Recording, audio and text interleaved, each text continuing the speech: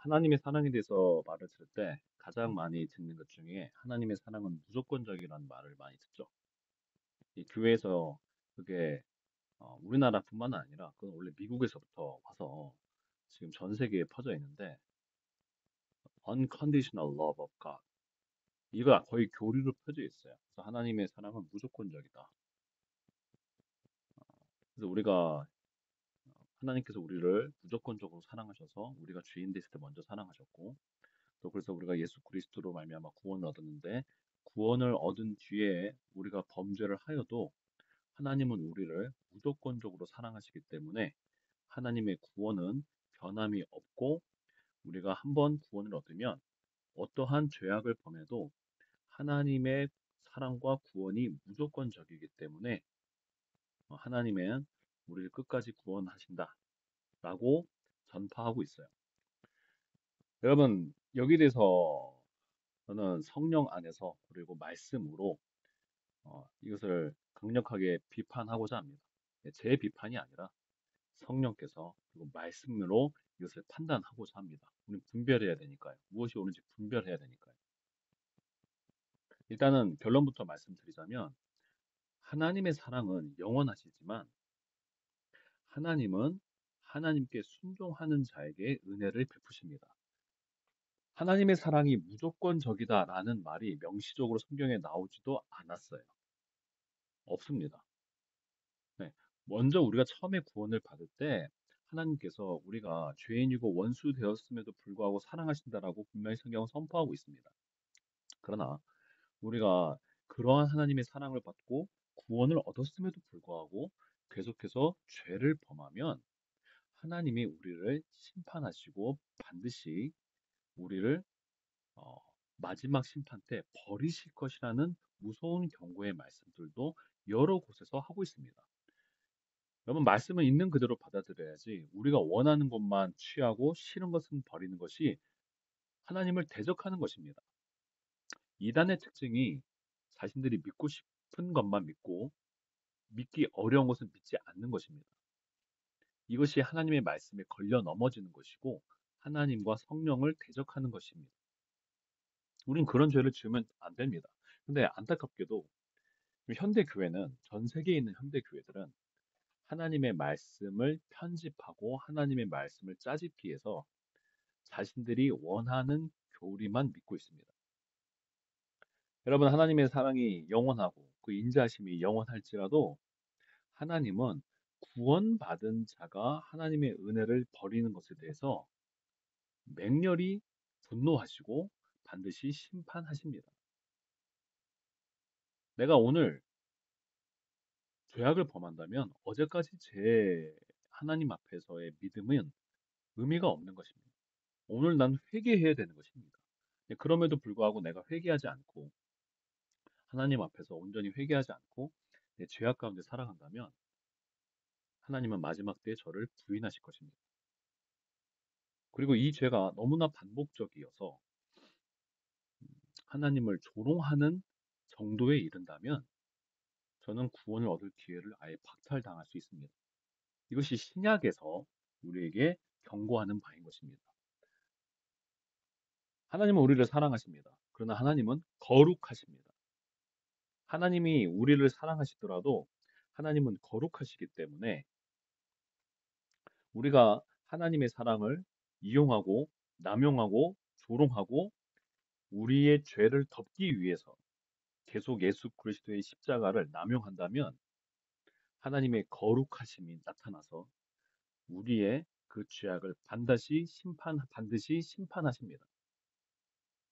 이게 성경이 우리에게 경고하는 바입니다. 이게 진리입니다.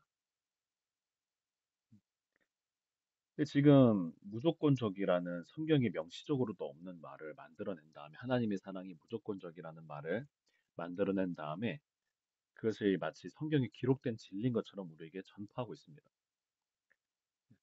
하나님의 사랑이 우리가 구원을 얻기 전에 무조건적으로 온 것이 맞습니다. 그러나 우리는 예수 그리스도를 통해서 구원을 얻으면 하나님과 언약의 관계에 들어갑니다. 언약은 일방적인 것이 아니라 쌍방적인 것이고 하나님이 우리를 사랑하시고 은혜를 베푸셨기에 우리는 하나님께 순종하고 생명 다해서 주 예수 그리스도를 따라가는 약속을 하는 것입니다. 약속은 일방적인 것이 없습니다. 약속은 쌍방적인 것입니다. 우리가 예수 그리스도를 생명 다해서 따라가기로 결단하는 것이 회개요 믿음입니다. 그런데 우리가 예수님의 계명에 순종하지 않고 하나님의 말씀에 순종하지 않는다면 한 번 빛이심을 얻은 사람이 성령의 은사를 맛본 사람이 죄를 범하면 돌이켜 회개하게 할 수 없다라는 엄중한 경고가 우리에게 주어지고 있습니다. 사도 바울도 우리가 예수 그리스도와 함께 십자가에 죽고 부활한 자가 어떻게 죄를 지을 수 있느냐? 결코 그럴 수 없다라고 우리에게 명확하게 경고를 하고 계십니다. 그러한 의미에서 보면 우리가 예수 그리스도를 믿은 뒤에 우리와 하나님과의 관계는 믿음과 순종이라는 조건 안에서 이루어지는 것입니다. 그 약속 가운데서 이루어지는 것입니다. 하나님은 우리에게 은혜를 먼저 주셨습니다. 무조건적으로 먼저 주셨습니다. 그럼 우리의 반응은 어떻게 해야 됩니까? 하나님께 온전한 믿음과 순종과 사랑을 드려야 됩니다. 근데 만약 그렇지 않는다면 우리는 하나님의 매서운 심판을 받을 것입니다. 항상 이렇게 말하면 이렇게 말하는 사람들이 있어요. 아니 은혜잖아요. 구원은 은혜잖아요. 네, 은혜를 주셨죠. 그러면 그 은혜에 합당한 열매를 맺어야 될 것 아닙니까? 도저히 구원받을 수 없을 때 하나님은 은혜를 주셨죠. 그러면 그 은혜에 합당한 열매를 맺는 게 양심에 맞는 것 아니겠습니까? 하나님은 그 은혜에 합당치 않은 자들은 반드시 심판하십니다. 그래서 여러분이 하나님의 은혜는 무조건적이다라는 말을 그런 식으로 남용하지 마십시오. 네, 지금까지 교회들은 그렇게 해온 거예요. 성경에도 전혀 없는 하나님의 은혜는 무조건적이다라는 말을 만들어낸 것입니다. 누- 은혜는 무조건적이다. 그러니까 무슨 죄를 지어도 은혜는 변하면 안 된다. 자기들 논리죠. 당신들 논리입니다. 당신의 논리예요. 하나님은 그렇게 말씀하고 계시질 않습니다. 하나님이 우리 같은, 나 같은 정말 악한 죄인을 위해서 그 하나밖에 없는 독생자를 십자가에 못 박아 죽게 하셨잖아요. 이 이상 무슨 은혜를 주셔야 됩니까? 심지어 그 예수 그리스도를 믿을 때 우리 죄를 용서하시고 우리에게 성령을 주시고 거듭나게 하시지 않습니까? 대체 무슨 이제 하나님이 하셔야 될 은혜가 무엇이 있습니까? 남은 것은 우리가 하나님께 순종하고 헌신하는 것밖에 없습니다. 근데 이러한 엄청난 은혜를 주셨는데도 불구하고 하나님께 순종하지 않고 예수님께 순종하지 않는다고 한다면 하나님의 심판과 진노는 마땅한 것입니다. 이것이 말씀이 우리에게 증거하고 있는 하나님의 은혜에 대한 가르침입니다. 우리가 그걸 바꿀 수 없어요. 하나님은 은혜를 우리에게 이미 주셨습니다. 그 은혜에 합당치 않은 자는 반드시 심판하십니다. 이게 예수님께서도 말씀하신 거고 모든 사도들이 신약 성경에서 우리에게 말씀하고 있는 것입니다. 하나님의 사랑과 거룩이 같이 있는 것입니다. 하나님의 인자와 두려우심이 같이 있는 것입니다. 근데 지금 교회들은 하나님의 은혜에 대한 말씀을 왜곡하고 그리고 하나님의 거룩하심은 던져버리고 하나님의 정의와 분엄하심도 다 던져버리고 오직 인자하심과 하나님의 어, 용서하심과 구원만 남겨놓은 것입니다. 이로 인해서 교회가 타락하고 이로 인해서 믿는 자들의 양심이 타락하고 이로 인해서 신자들이 교만하게 되고 온갖 죄를 아무렇지도 않게 생각하는 음란하고 폐역한 시대가 열린 것입니다. 세상이 타락한 게 문제가 아니라 교회가 타락을 했는데 이것은 하나님의 거룩하심과 준엄하심과 하나님의 공의를 저버렸기 때문입니다. 물론 우리가 지금 온전히 회개하면 주님이 용서해 주시겠죠. 그런데 믿는 자가 회개하는 것마저도 그냥 마치 그 가톨릭에서 가르치는 고해성사처럼 그냥 교회 가서 아니면 하나님 앞에서 예, 기도하면서 저 잘못했습니다. 죄송합니다. 입술만 고백하면 회개인 줄 압니다. 아닙니다. 왜냐하면 믿는 자의 죄악은 믿지 않는 자의 죄악보다 훨씬 더 크기 때문에 우리가 해야 되는 이 마음의 통회함과 죄송함과 반성과 우리가 해야 할 결단은 훨씬 더 큰 것입니다. 죄는 언제나 사망을 일으킵니다. 그래서 사도 베드로께서도 예수님을 부인했을 때 통렬히 정말 간절히 울면서 회개하지 않습니까? 죄는 언제나 구원을 박탈시킵니다. 죄는 언제나 하나님께서 우리에게 베푸신 놀라운 구원을 우리 스스로 저버리는 것입니다. 그러면 우리가 해야 할 회개는 처음 믿을 때의 회개와 다를 바가 없습니다. 이미 죽은 것이에요. 이미 생명을 잃어버린 것이에요. 다시 살려달라고, 다시 나를 이 빠진 물에서 건져달라고 부르짖어야 되는 것입니다. 그리고 죄를 안 지으려고 해야죠. 그런데 죄 짓는 게 너무 당연하고, 그냥 죄 지어도 그냥 또 잘못했어요 하면 되는 것처럼 믿는 자의 회개를 얄팍하게 만들어 놨습니다. 아닙니다. 자, 한번 예를 들어서 요즘에 많이 불려지고 있는 CCM인 것 같은데 한번 이 가사를 볼게요. 나의 사랑 너는 어여쁘고 참 귀하다 라고 말하고 있죠. 볼게요. 나의 사랑 너는 어여쁘고 참 귀하다. 어느 보석보다 귀하다. 네가 사랑스럽지 않을 때 너를 온전히 사랑하고 너와 함께 하려 내가 왔노라. 에이, 얼마나 달콤한 말이에요. 그리고 이게 지금 몇십 년 동안 이제 20세기부터 21세기까지 한국과 전 세계의 기독교인들을 사로잡고 있는 무조건적인 은혜의 정점인 고백 아니겠습니까? 자, 먼저 이게 뭐가 잘못됐는지 얘기하면 네가 사랑스럽지 않은 때에도 나는 너를 온전히 사랑한다. 네, 그렇지 않습니다. 우리가 사랑스럽지 않다는 것은 뭐 외모를 말하는 게 아니에요. 하나님 앞에서 우리가 언제 사랑스럽지 않습니까? 죄를 범하고 믿음을 잃어버릴 때입니다. 이때 하나님은 그런데도 나는 너를 온전히 사랑해, 너한테 갈게라고 말씀하지 않습니다. 네, 우리가 한번 요한계시록 말씀을 보겠습니다. 계시록 말씀을 찾아볼게요. 자, 먼저 구약에서도 봅시다. 이스라엘 백성들이 하나님 앞에 범죄할 때 이렇게 말씀하세요. 폐역하고 더러운 곳, 포악한 그 성읍이라고 말씀하고 있습니다.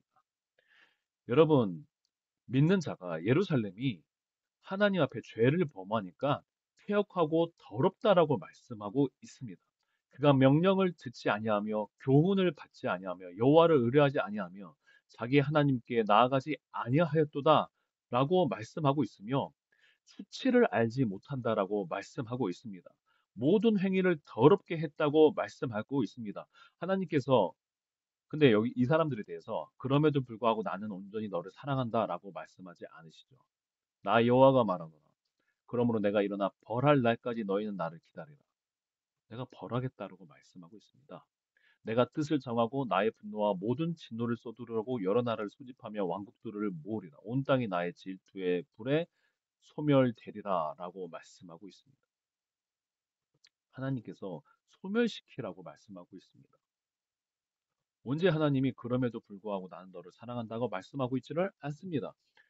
에스겔서에서도 보면 하나님께서 그들이 범죄함으로 내가 그들 떠나겠다고 말씀하셨고 이사야서도 그렇게 경고했고 예레미야에서도 그렇게 경고했습니다. 하나님은 우리가 하나님 앞에서 계속 범죄하고 있으면 믿는 자가 나는 그런 때도 너를 온전히 사랑해라고 말씀하시지 않습니다. 내가 너를 불살라 버리겠다고 말씀하고 계십니다. 그리고 또 하나 신약에서도 돌아가겠습니다. 신약에서 뭐 찾을 곳은 너무나 많습니다. 네, 많은데 계시록을 한번 보겠습니다. 자, 요한계시록을 보면은 주님께서 어떠한 교회에도 너는 완전하다 일곱 개예요. 일곱 교회에 편지를 보내셨는데 여러분 초대 교회입니다. 로마의 박해를 견뎌내고 있는 초대 교회입니다. 여러분 이분들보다 더 아름다운 교회가 어디 있겠습니까? 없지요. 지금 과연 여러분이 정말 이 초대교회 신자들보다 더 아름다우신 분들입니까? 정말 여러분 객관적으로 생각해 보세요. 여러분들이 이분들처럼 엄청난 핍박 속에서 그리스도를 전하고 있습니까? 사자밥이 되면서도 그리스도를 전하고 있습니까? 아니죠. 아니에요. 그런데 주님께서 이 일곱 교회 어느 교회에도 지금 이렇게 이 찬송가에서 이 CCM에서 얘기하는 것처럼 너는 어여쁘고 참 귀하다, 보석보다 귀하다 라고 말씀하시지 않습니다. 그리고 나중에 이걸 말씀을 드리겠지만은 이런 식의 가르침이 신자들을 정말로 교만하게 만들었는데 이거는 지금 아가서의 말씀을 이렇게 따온 것 같아요. 근데 아가서의 말씀은 그 신랑과 신부인데 그 신부는 여러분 한 명 한 명이 아닙니다. 교회입니다. 교회. 나중에 요한계시록에서도 보면은 결국에는 모든 시험을 이긴 이 교회에게 하나님의 면류관을 쓰시면서 주는 놀라운 신부된, 신부된 교회에 대한 신랑 대신 예수 그리스도의 고백이에요. 그게 예언되어 있는 거예요, 아가서에. 교회에 대한 거예요. 교회가 온전할 때, 그리고 그 교회가 모든 시험을 이기고 나중에 그리스도 앞에 서게 될 때 받을 그리스도의 그리스도의 칭찬인 것입니다. 근데 이걸 마치 개별적으로 받고 있는 것처럼 생각을 해요. 그럼 어떻게 되겠어요? 자, 여러분이 교회에 있어요. 근데 다 각자 나는 어느 보석보다 귀하다. 나는 내 형제보다 귀한 사람이야. 나는 내 자매보다 귀한 사람이야. 성경이 그렇게 말씀하고 있습니까? 예수님이 그렇게 말씀하고 있습니까? 다른 사람을 너보다 높이 여기라 그랬어요. 근데 이 찬양은 너는 어느 보석보다 귀하다. 네가 최고 이쁘다. 아닙니다, 여러분. 그리고 이 고백은 어떠한 어떠한 초대교회도 들어보지 못했으며 어떠한 사도들도 베드로도 바울도 예수님께 들어보지 못했습니다. 심지어 우리 거룩하신 예수님도 이 땅에 계실 때 아버지로부터 칭찬을 얻을 때 딱 두 번이죠. 먼저 공식적으로 칭찬 얻을 때 처음에 세례 받으실 때 그다음에 변화산에서 그 영광이 나타날 때 이 두 번이에요. 하나님은 한 번도 자기 아들 독생자 예수 그리스도에게도 이런 칭찬을 사람들 앞에 하신 적이 없습니다. 언제 예수님께서 이런 말씀을 들었겠어요? 이런 칭찬을 들었겠어요? 십자가에서 다 승리하시고 부활하셔서 하나님의 보좌 우편에서 하나님으로부터 오는 칭찬을 받으신 것입니다. 근데 왜 우리는 아직 이 하나님 앞에 완전히 승리하고 서지도 않았는데 이런 칭찬을 받을 거라고 스스로 착각을 하고 있는 것입니까? 여러분, 예수님도 받지 못한 칭찬이에요. 이 살아계실 때 이곳에서. 예수님이 세례 받으신 게 얼마나 대단한 일입니까? 그 죄가 없으신 분이 하나님의 본체이신 하나님의 아들이신 유일하신 하나님의 아들이신 예수님. 하나님과 모든 영광을 갖고 있어요. 아버지와 똑같은 권세, 능력, 지혜, 모든 권능을 가지신 그 예수님께서 죄인들이 받는 세례를 받으시는 거예요. 자기가 죄인인 것처럼 죄인의 모습으로 낮추시고 있다라고요. 어떻게 하나님이 이 예수님에게 칭찬하지 않으실 수가 있겠습니까? 그런데 그때도 이는 내 사랑하는 아들이요 기뻐하는 자다라는 말씀밖에 안 하셨습니다. 이런 엄청난 말은 하지 않습니다. 여러분 이 땅에서 우리가 무슨 순종을 한다 한들 예수님의 순종보다 높을 수 있을까요? 우리가 무슨 선행을 하고 우리가 무슨 의로운 짓을 해도 의로운 행위를 해도 예수님을 능가할 수 있을까요? 그럴 수 없습니다. 하나님은 공의로우신 분이십니다. 하나님은 아부하시는 분이 아니십니다. 아첨하는 분이 아니십니다. 없는 말을 하시는 분이 아니십니다. 하나님이 욥에 대해서도 말씀하실 때도 이 땅에 이 사람만큼 의로운 사람이 없다라고 할 때 무조건적으로 말해준 겁니까? 아니지 않습니까? 정말로 욥이 그렇게 의로운 사람이었죠. 여러분이 이런 말을 듣고 싶다면 하나님으로부터 어여쁘고 참 귀하다, 어느 보석보다 귀하다라는 말을 듣고 싶다면 예수님처럼 십자가에 죽으십시오. 예수님처럼 하나님을 위해서 모든 것을 버리고 생명까지 버리고 십자가에 죽기까지 생명을 버리기까지 하나님께 순종하십시오. 그러면 하나님이 하나님 앞에서 그 보좌 앞에서 여러분을 칭찬하실 것입니다. 그 전까지는 어느 누구도 이 땅에서 이런 칭찬은 받지 못합니다. 받을 수가 없어요. 네? 이 위대한 교회들, 심지어 에베소 교회 말씀하실 때도 내가 네 행위와 수고와 네 인내를 알고 말씀하셨죠. 언제 너는 보석보다 귀하고 네가 최고다 말씀하셨어요. 아니죠? 근데 그러자마자 바로 책망을 하십니다. 주님은 주님은 객관적인 분이에요. 그래서 주님이 진리라는 거죠. 주님은 정말로 우리가 주님 앞에서 온전히 믿음으로 그 성령의 은혜로 해낸 의로운 행위들을 칭찬해 주십니다. 그러나 악을 책망하십니다. 그리고 우리는 우리 힘으로 절대 하나님 앞에 의로운 행위를 할 수 없습니다. 오직 성령의 도우심으로 말미암아서만 우리는 하나님의 뜻을 행할 수가 있습니다. 또 서머나 교회가 정말로 잘 해냈어요. 근데 이때도 내가 네 환난과 궁핍을 알거니와 실상은 네가 부유한 자니라. 이 정도만 말씀하셨어요. 네가 정말 잘하고 있다. 그런데 자, 네가 죽도록 충성하라. 그러면 내가 생명의 관을 네게 주리라라고 말씀하고 있습니다. 네가 죽도록 충성하면 내가 생명의 관을 나의 칭찬을, 나의, 나의 상을 그때 주겠다라고 말씀하고 있습니다. 여러분 지금 사랑 너는 어여쁘고 참 귀하다. 어느 보석보다 귀하다. 이 말은 우리가 죽도록 충성했을 때 주의 보호자 앞에서 듣게 되는 것입니다. 그럼 네가 사랑스럽지 않을 때는 어떻게 말씀하십니까? 지금 여기서는 네가 사랑스럽지 않을 때에도 뭐 온전히 너를 사랑하고 이렇게 예수님이 말씀하신다고요? 아닙니다. 자 볼게요. 그럼 온전히 우리가 사랑스럽지 않을 때 뭐라고 말씀하는지 한번 봅시다. 자, 사랑스럽지 않은 행위를 했어요. 거기 네가 발람의 교훈을 지킨 자들 있다. 이들에게 뭐라고 그랬어요? 내가 네게 속히 가서 뭐 사랑하러 온다고 말하고요? 사랑한다라고 사랑하러 오십니까? 아니죠. 회개하라. 그러지 아니하면 내가 네게 속히 가서 내 입의 검으로 그들을 싸우리라. 그들을 죽이겠다는 말씀이에요, 여러분. 네가 계속 내 앞에서 죄를 범하지만 나는 너를 온전히 사랑해서 갈게라고 하시지 않습니다. 처음 우리가 예수 그리스도를 믿을 때는 주님께서 우리가 온전하지 않지만 내가 너를 사랑해서 구하러 왔다라고 말씀하셨죠. 하지만 그때도 회개하라고 하셨어요. 교회가 잃어버린 게 교회가 지금 뒤틀어 버린 진리가 한두 개가 아닙니다. 주님이 이 땅에 오셔서도 사랑한다라고 얘기하지 않았어요. 회개하라 그랬어요. 회개하라. 그리고 회개하고 너를 위해서 십자가에 죽는 나를 믿어라라고 말씀하셨어요. 회개하라는 거의 핵심이 뭐예요? 네가 죄인이다라는 거죠. 통일하게 말씀하고 있어요. 죄를 범하는 교회에 대해서 회개하라. 똑같이 회개하는 거예요. 그렇지 않으면 내가 너를 죽이겠다고 말씀하고 있죠.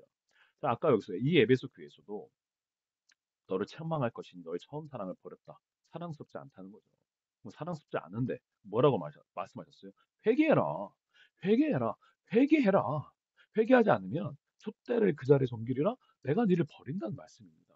촛대를 자리에서 옮기겠다는 것은 이 촛대는 구원받은 자, 즉 하나님의 교회라는 상징인데 촛대를 없애겠다는 것은 내가 더 이상 너를 교회로 여기지 않겠다는 말씀입니다.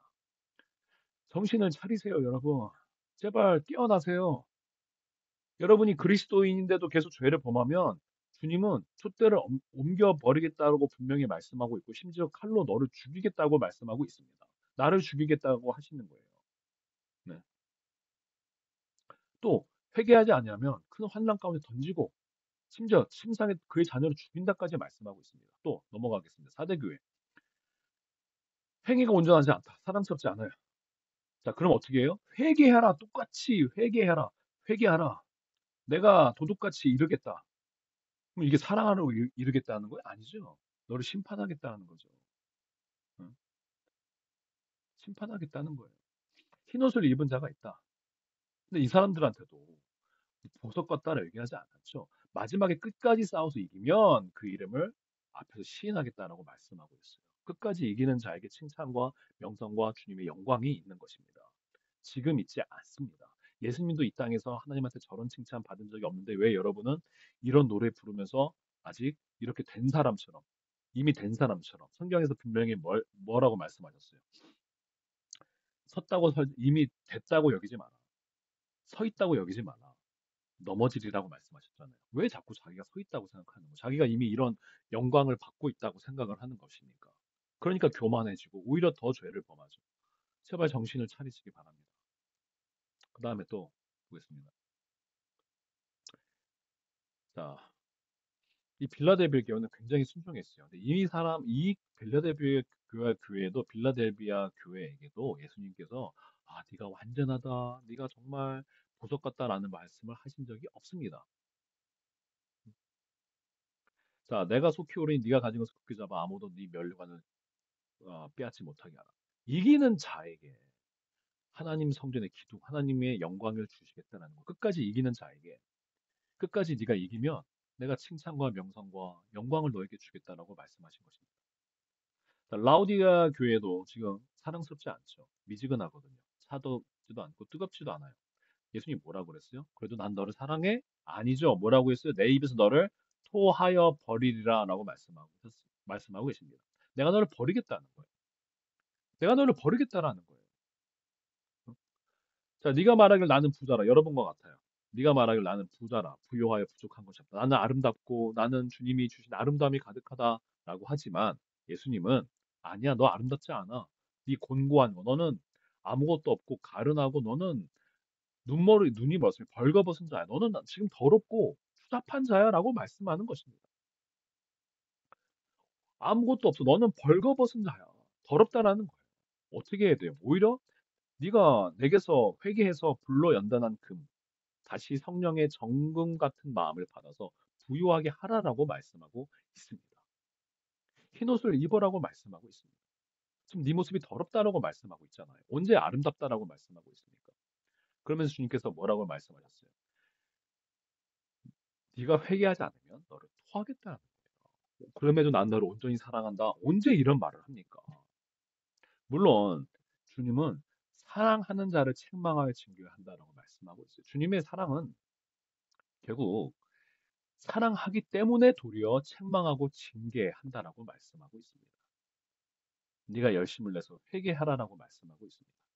그런데 이렇게 주님께서 말씀하셨음에도 불구하고 주님의 사랑을 업신여기고 주님의 회개의 명령을 업신여기고 계속 나는 부자다, 부유하다, 나는 괜찮다라고 한다면 주님은 토해서 버리겠다고 말씀하고 있습니다. 그 사랑의 범위 안에서 밖으로 던져버리겠다고 말씀하고 있습니다. 그래서 마태복음에서도 여러 곳에서 제자들한테 너희가 나를 온전히 따르지 않으면 바깥 어두운 데로 버리겠다고 말씀하고 있습니다.